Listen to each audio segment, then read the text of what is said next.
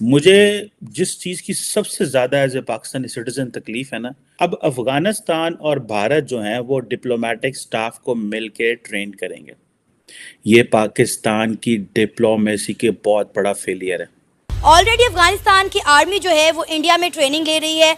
अफगानिस्तान के student scholarship पर India पढ़ने जा रहे हैं और अब अफगानिस्तान के डिप्लोमेट्स इंडिया से ट्रेनिंग लेंगे सफारतकारी पर। खान की मुमकिन गिरफ्तारी, जमान पार्क मैदान जंग बन गया। खिलाड़ी और पुलिस आमने सामने आ गए। पुलिस मुझे जेल में पकड़ने के लिए आ गई है बाहर। तो आरबीआई की एक रिपोर्ट आई है सर, जिसके मुताबिक इंडिया के जो फॉरेक्स रिजर्व है विद इन 1 वीक जो है वो $1.5 बिलियन बढ़ चुके हैं। अमेरिकी सेक्रेटरी ऑफ स्टेट जो हैं वो इथोपिया जा रहे हैं, लेकिन वो पाकिस्तान नहीं आ रहे। और आपको पता है कि पाकिस्तान बिलावल भुट्टो जरदारी 5 दफ़ा अमेरिका आ चुके हैं, लेकिन कोई अमेरिकी सेक्रेटरी ऑफ स्टेट या सेक्रेटरी ऑफ डिफेंस या वाइस प्रेसिडेंट का कोई दौरा पाकिस्तान का प्लान नहीं है कि इस मुल्क में सरमायाकारी आने की नहीं। और ये भी जहन में रख लें कि आज की तारीख में क्या अगले 3-4 साल तक भी नहीं आएगी।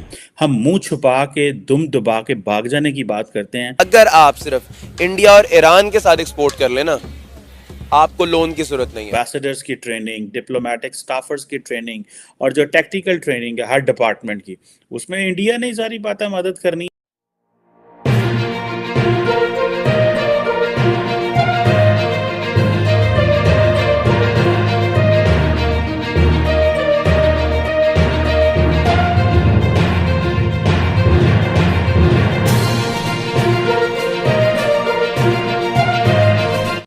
जिस अफगानिस्तान के ऊपर हमने अपनी ज़िंदगी लगा दी, 50 साल पाकिस्तान ने, 50 से ज़्यादा साल हमने अफगानिस्तान को दे दिए। मुझे जिस चीज़ की सबसे ज़्यादा एज ए पाकिस्तानी सिटीज़न तकलीफ़ है ना, वो ये है कि हम अपनी नाकामियों की बात ही नहीं करते। हम मुंह छुपा के दुम दबा के भाग जाने की बात करते हैं। हम नाकामियों की बात नहीं करते और हम खुल के लोग पब्लिक के सामने ये बात ही नहीं करते। मसला है क्या? अब अफगानिस्तान और भारत जो हैं वो डिप्लोमेटिक स्टाफ को मिल के ट्रेन करेंगे।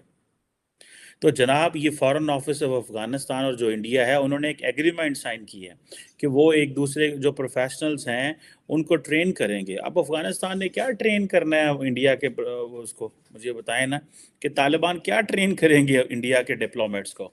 लेकिन जो एक कहते हैं जी हम एम्बेसडर्स की ट्रेनिंग, डिप्लोमेटिक स्टाफर्स की ट्रेनिंग और जो टेक्निकल ट्रेनिंग है हर डिपार्टमेंट की, उसमें इंडिया ने सारी बातें मदद करनी है, जो भी मदद करनी है। और सुनने में आया है कि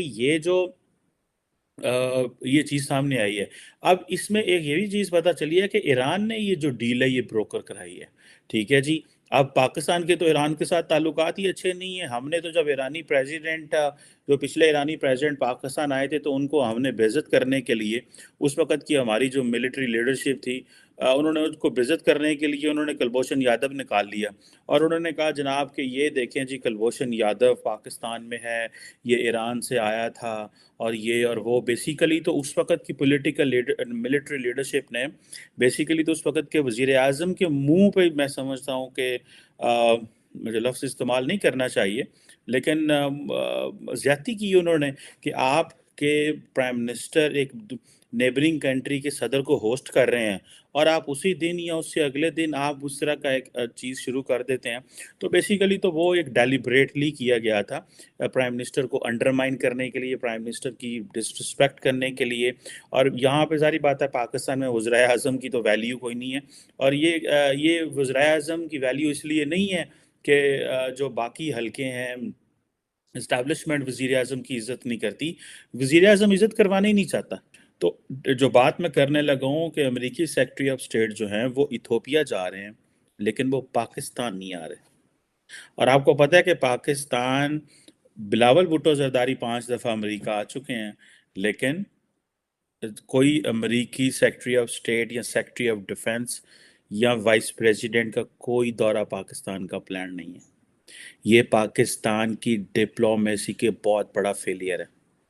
इसको ना तो कोई बात कर रहा है, ना इस पे किसी की कोई डिस्कशन है।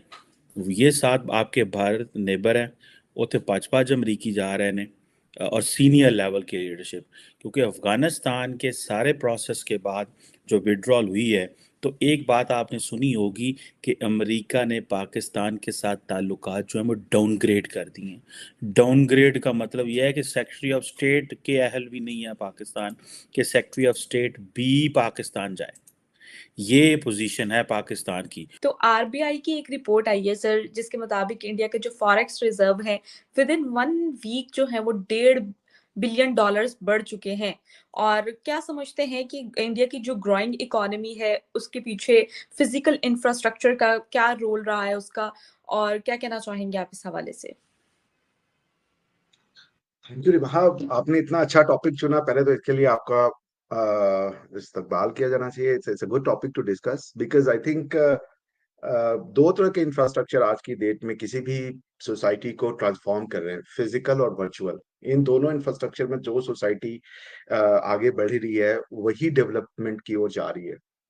तो आपने सही बोला कि पिछले 5 वीक से जो इंडिया का फॉरेक्स रिजर्व था वो लगातार गिरता जा रहा था, और अभी वो 5 वीक के बाद थोड़ा स्टेबल हुआ है, और उसमें $1.76 बिलियन, फिगर में भी here and there little bit, but around $1.76 billion की ग्रोथ रजिस्टर हुई है, which maintains India's forex reserve pegged at today.